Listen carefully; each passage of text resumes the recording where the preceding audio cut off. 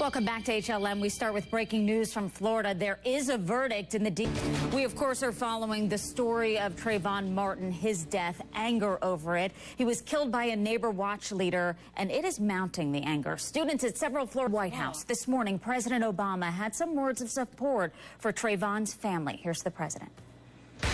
And supporters of Trayvon Martin's family gathered. Earlier, Rochelle Carey spoke with civil rights advocate Jesse Jackson about this case, why it's getting so much attention, and about the rally last night. Here it is.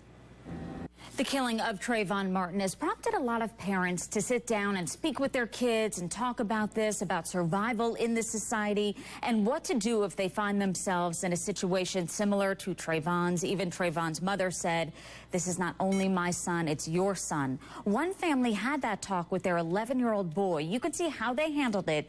Go to our website, HLNTV.com.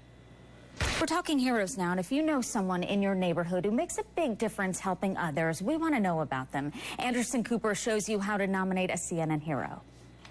Breaking news from Florida. A guilty verdict was just announced in the DUI manslaughter trial of polo millionaire John Goodman. He is the one that wanted to protect his money, adopted his 40-plus-year-old wife. It took the jury 5.5 hours to reach that decision.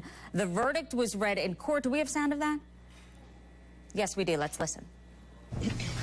And it took the jury not so long, about 5.5 hours, to reach that decision. Want to go to Eric Schwartzreich, a criminal defense attorney. Eric, great to talk to you again.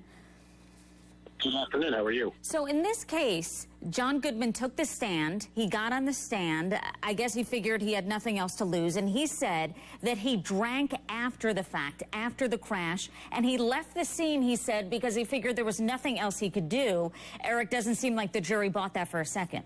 Because, as you know, John Goodman attempted to adopt his girlfriend, it seems as though trying to save some of his millions from a potential civil suit. Do you think that played any part in this? I know the jury's instructed not to judge anything else but of the facts that they hear. I'm sure these lawyers will do a thorough... Eric, just have a couple seconds. He faces up to 30 years, I believe. How long do you think he'll get? Any ideas here? You know, it's unfortunate, sad tragedy. And then there's a death. You know, people usually want an eye for an eye, and I think the state's going to ask for the full 30 years, and he could get it. I just heard that they were asking for what's called a supersedious post-appellate bond, which they're normal. Welcome back. Pat Robertson is sounding off about the Denver Broncos trading Tim Tebow to the New York Jets. The evangelist doesn't seem to be a fan of seeing Peyton Manning in a Broncos jersey. On the 700 Club, Robertson said Tebow did too much for the Broncos organization to be shown the door.